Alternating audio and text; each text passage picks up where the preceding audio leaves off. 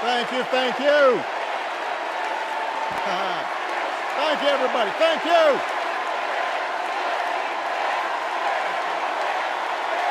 Thank you. Thank you. Thank you. All right. That's enough. Thank you, thank you. Chicago,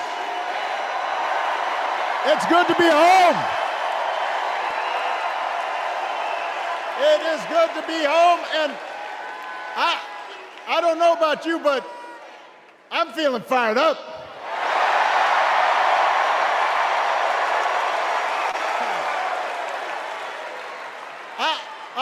I am feeling ready to go.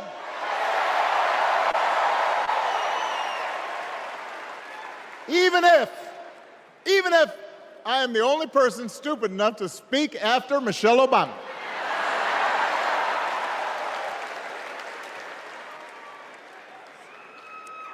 I am feeling hopeful because this convention has always been pretty good to kids with funny names who believe in a country where anything is possible. Because we have a chance to elect someone who has spent her entire life trying to give people the same chances America gave her. Someone who sees you and hears you and will get up every single day and fight for you. The next president of the United States of America, Kamala Harris.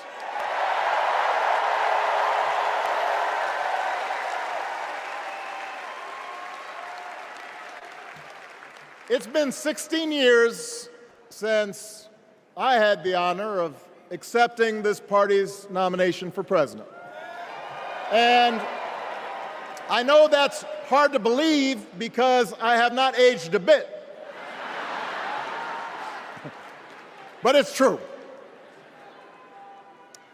And looking back, I can say without question that my first big decision as your nominee turned out to be one of my best. And that was asking Joe Biden to serve by my side as vice president.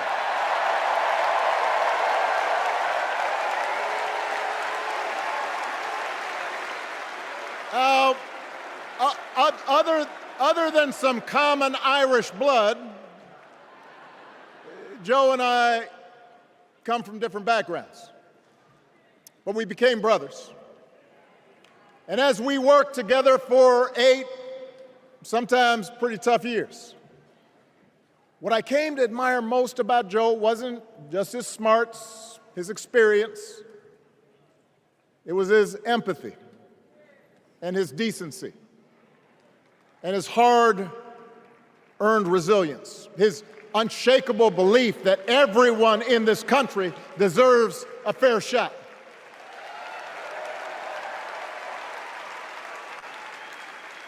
And over the last 4 years, those are the values America has needed most. At a time when millions of our fellow citizens were sick and dying, we needed a leader with the character to put politics aside and do what was right. At a time when our economy was reeling, we needed a leader with the determination to drive what would become the world's strongest recovery. 15 million jobs, higher wages, lower health care costs.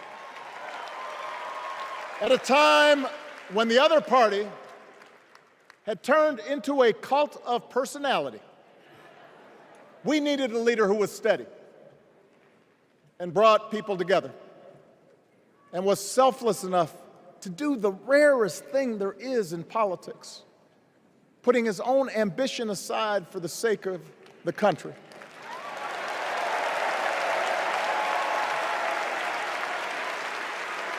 History will remember Joe Biden as an outstanding president who defended democracy at a moment of great danger. And I am proud to call him my president, but I am even prouder to call him my friend.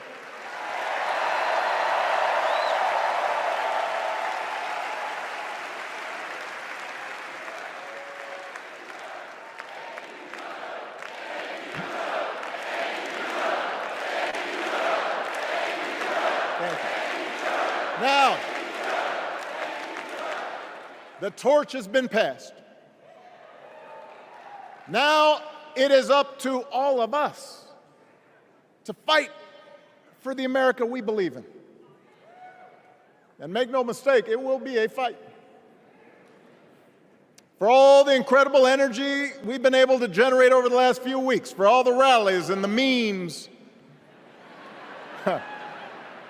this will still be a tight race in a closely divided country. A country where too many Americans are still struggling, where a lot of Americans don't believe government can help. And as we gather here tonight, the people who will decide this election are asking a very simple question. Who will fight for me? Who's thinking about my future, about my children's future, about our future together? One thing is for certain,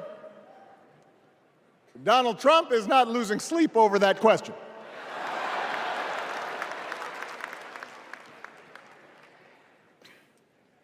Here's a 78-year-old billionaire who has not stopped whining about his problems since he rode down his golden escalator 9 years ago.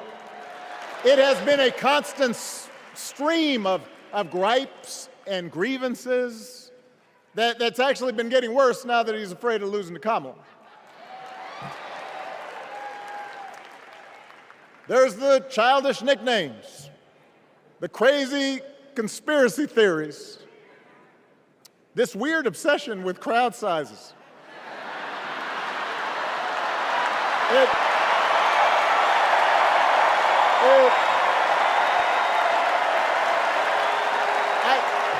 It just goes on and on and on.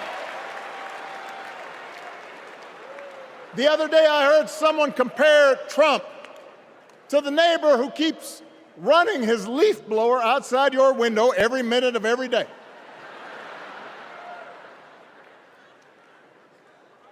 Now, from a neighbor, that's exhausting.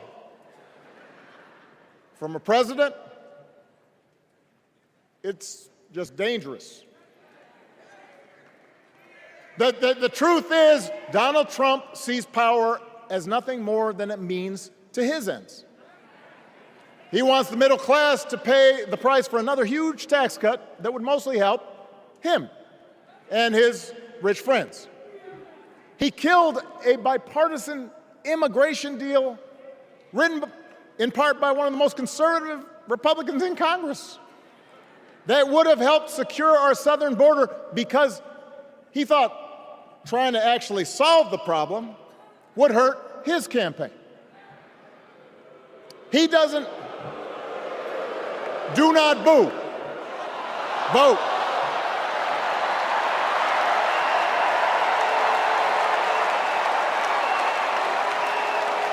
He doesn't seem to care if more women lose their reproductive freedom since it won't affect his life.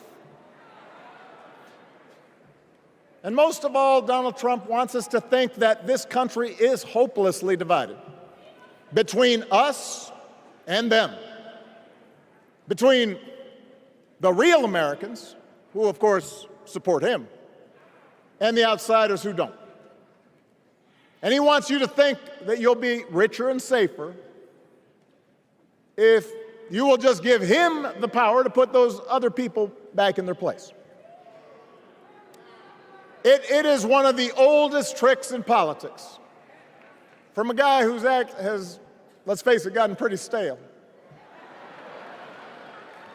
We do not need 4 more years of bluster and bumbling and chaos. We have seen that movie before, and we all know that the sequel is usually worse.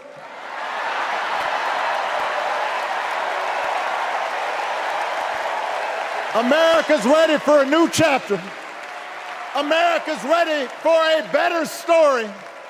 We are ready for a President Kamala Harris.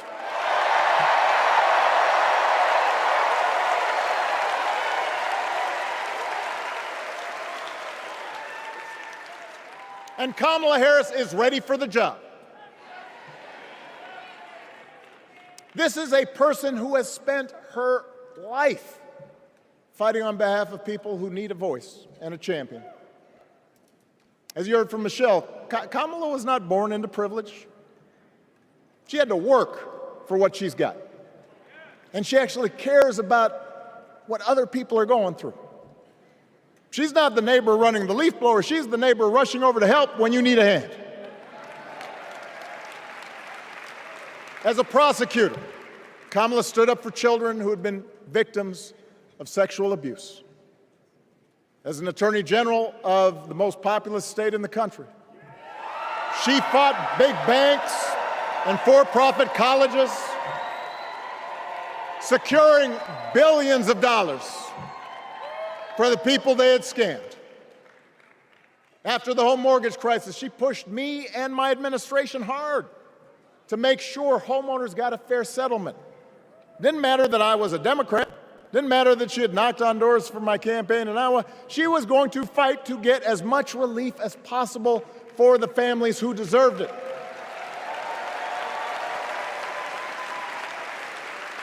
As vice president, she helped take on the drug companies to cap the cost of insulin, lower the cost of health care, give families with kids a tax cut. And she is running for president with real plans to lower costs even more and protect Medicare and Medicaid and sign a law to guarantee every woman's right to make her own health care decisions.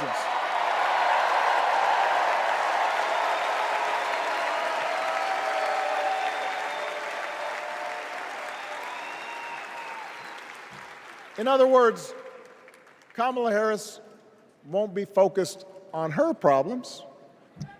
She'll be focused on yours. As president, she won't just cater to her own supporters and punish those who refuse to kiss the ring or bend the knee. She'll work on behalf of every American. That's who Kamala is. And in the White House, she will have an outstanding partner in Governor Tim Walz.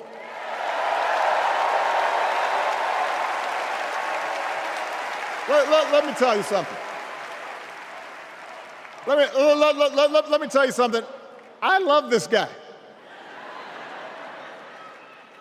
Tim is the kind of person who should be in politics.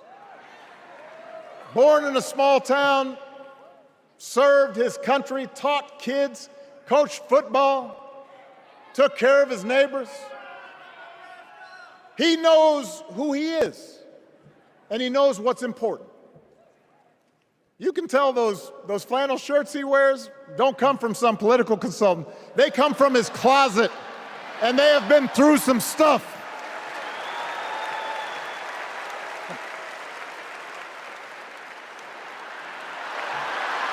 They have been through some stuff. That's right.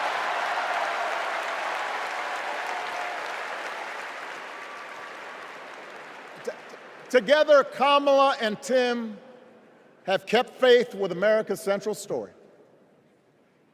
A story that says we are all created equal. All of us endowed with certain inalienable rights, that everyone deserves a chance, that even when we don't agree with each other, we can find a way to live with each other. That's Kamala's vision. That's Tim's vision. That's the Democratic Party's vision. And our job over the next 11 weeks is to convince as many people as possible to vote for that vision. Now, it won't be easy. The other side knows it's easier to play on people's fears and cynicism, always has been. They will tell you that government is inherently corrupt, that sacrifice and generosity are for suckers. And since the game is rigged, it's okay to take what you want and just look after your own. That's the easy path. We have a different task. Our job is to convince people that democracy can actually deliver. And in doing that, we can't just point to what we've already accomplished. We can't just rely on the ideas of the past. We need to chart a new way forward to meet the challenges of today. And Kamala understands this. She knows, for example, that if we want to make it easier for more young people to buy a home, we need to build more units and clear away some of the outdated laws and regulations that made it harder to build homes for working people in this country. That is a priority, and she's put out a bold new plan to do just that.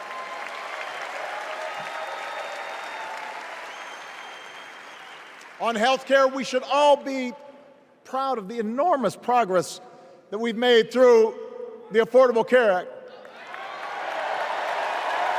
providing millions of people access to affordable coverage, protecting millions more from unscrupulous insurance practices. I noticed, by the way, that since it's become popular, they don't call it Obamacare no more.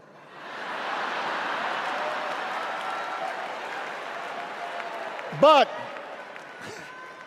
Kamala knows we can't stop there, which is why she'll keep working to limit out-of-pocket costs. Kamala knows that if we want to help people get ahead, we need to put a college degree within reach of more Americans. But she also knows college shouldn't be the only ticket to the middle class. We need to follow the lead of governors like Tim Walz, who said, if you've got the skills and the drive, you shouldn't need a degree to work for state government. And in this new economy, we need a president who actually cares about the millions of people all across this country who wake up every single day to do the essential, often thankless work, to care for our sick, to clean our streets, to deliver our packages.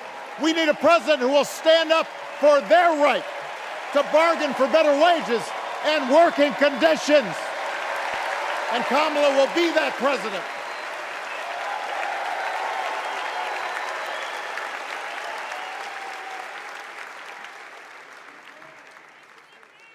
Yes, she can.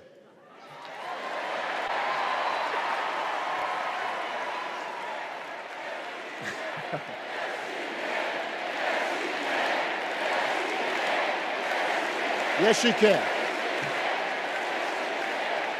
A Harris-Walz administration can help us move past some of the tired old debates that keep stifling progress, because at their core, Kamala and Tim understand that when everybody gets a fair shot, we are all better off. They understand that when every child gets a good education, the whole economy gets stronger. When women are paid the same as men for doing the same job, all families benefit.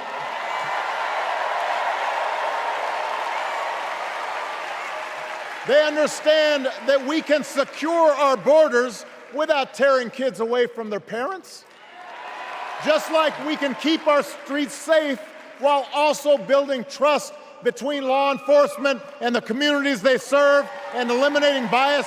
That will make it better for everybody.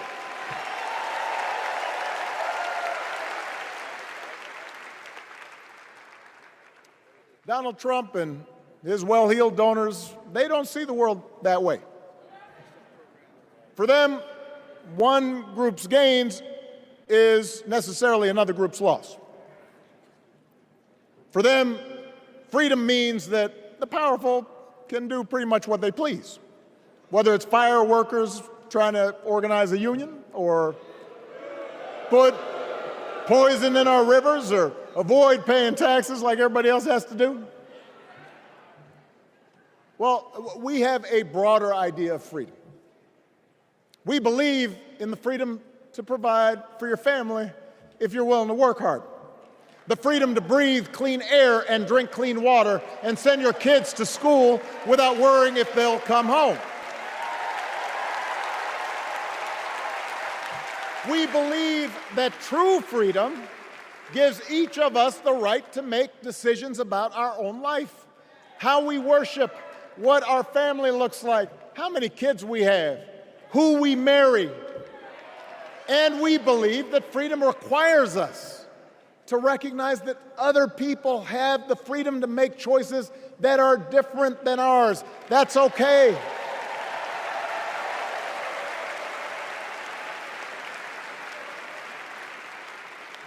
That's the America Kamala Harris and Tim Walz believe in. An America where we, the people, includes everyone. Because that's the only way this American experiment works. And despite what our politics might suggest, I think most Americans understand that. Democracy isn't just a bunch of abstract principles and dusty laws in some book somewhere. It's the values we live by. It's the way we treat each other, including those who don't look like us, or pray like us, or see the world exactly like we do.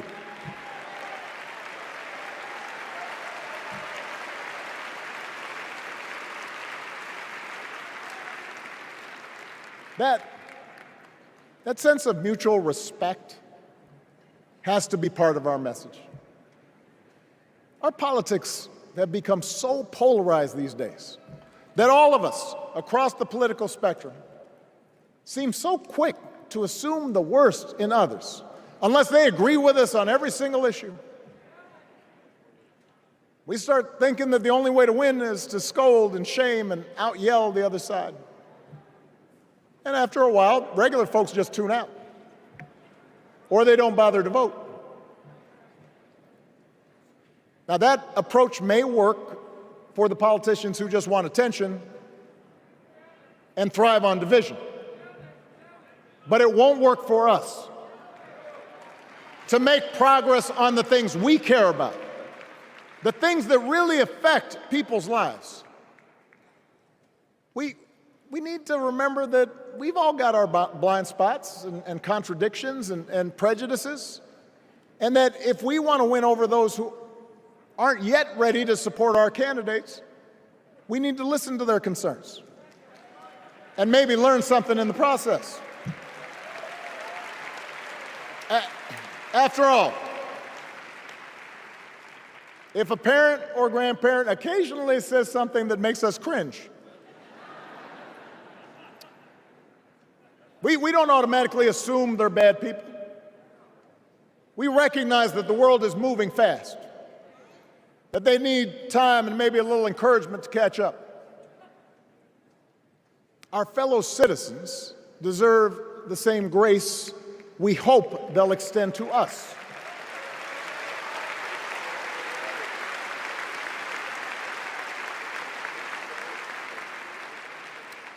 That's how we can build a true Democratic majority, one that can get things done. And by the way, that does not just matter to the people in this country. The rest of the world is watching to see if we can actually pull this off.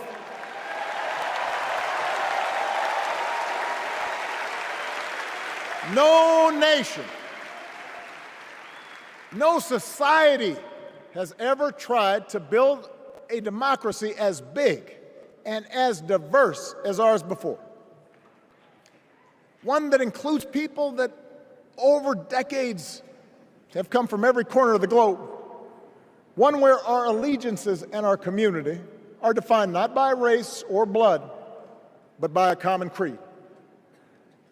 And that's why when we uphold our values, the world's a little brighter. When we don't, the world's a little dimmer, and dictators and autocrats feel emboldened. And over time, we become less safe. We shouldn't be the world's policemen, and we can't eradicate every cruelty and injustice in the world. But America can be and must be a force for good, discouraging conflict, fighting disease, promoting human rights, protecting the planet from climate change, defending freedom, brokering peace. That's what Kamala Harris believes, and so do most Americans.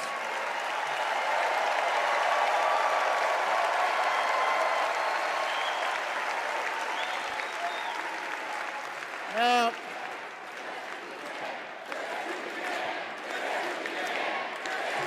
I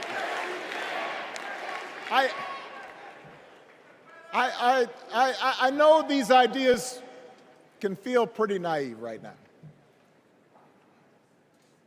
We live in a time of such confusion and rancor, with a culture that puts a premium on things that don't last. Money, fame, status, likes. We chase the approval of strangers on our phones. We build all manner of walls and fences around ourselves, and then we wonder why we feel so alone. We don't trust each other as much because we don't take the time to know each other. And in that space between us, politicians and algorithms teach us to caricature each other and troll each other and fear each other. But here's the good news, Chicago. All across America, in big cities and small towns, away from all the noise, the ties that bind us together are still there. We still coach Little League and look out for our elderly neighbors. We still feed the hungry in churches and mosques and synagogues and temples. We share the same pride when our Olympic athletes compete for the gold. Because the vast majority of us do not want to live in a country that's bitter and divided. We want something better. We want to be better. And the joy and the excitement that we're seeing around this campaign tells us we're not alone. You know, I've spent a lot of time thinking about these past few months because, as Michelle mentioned, this summer we lost her mom, Ms. Marion Robinson. And I don't know that anybody has ever loved their mother-in-law any more than I love mine.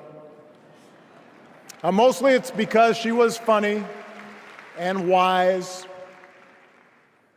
and the least pretentious person I knew. That, and she always defended me with Michelle when I messed up. I'd hide behind her.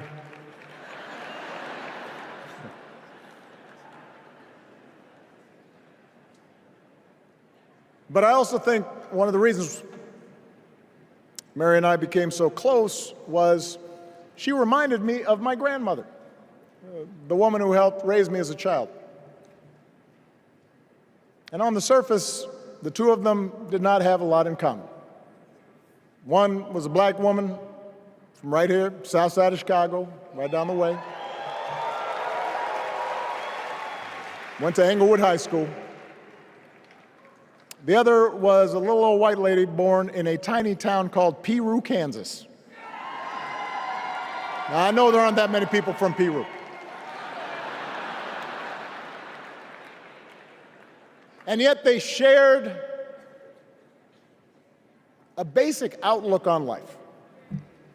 They were strong, smart, resourceful women, full of common sense, who, regardless of the barriers they encountered, and women growing up in the 40s and 50s and 60s, they encountered barriers. They still went about their business without fuss or complaint and provided an unshakable foundation of love for their children and their grandchildren.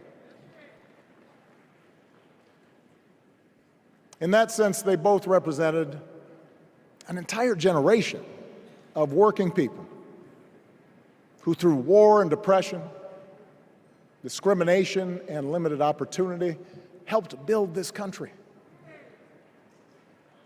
A lot of them toiled every day at jobs that were often too small for them and didn't pay a lot. They willingly went without just to keep a roof over their families' heads, just to give their children something better. But they knew what was true.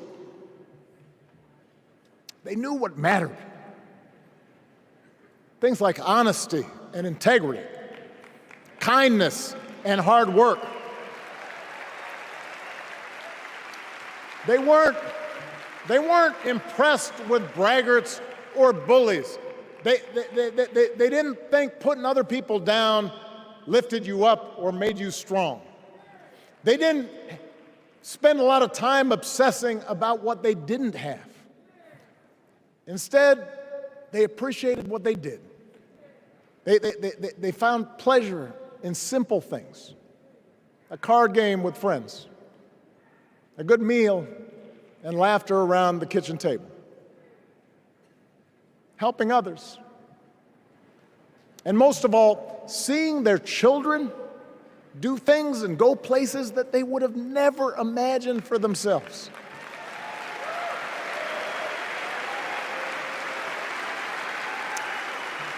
Whether you are a Democrat or a Republican or somewhere in between, we have all had people like that in our lives. People like Kamala's parents, who crossed oceans because they believed in the promise of America. People like Tim's parents, who taught him about the importance of service. Good, hard-working people who weren't famous or powerful, but who managed in countless ways to leave this country just a little bit better than they found it. As much as any policy or program, I believe that's what we yearn for.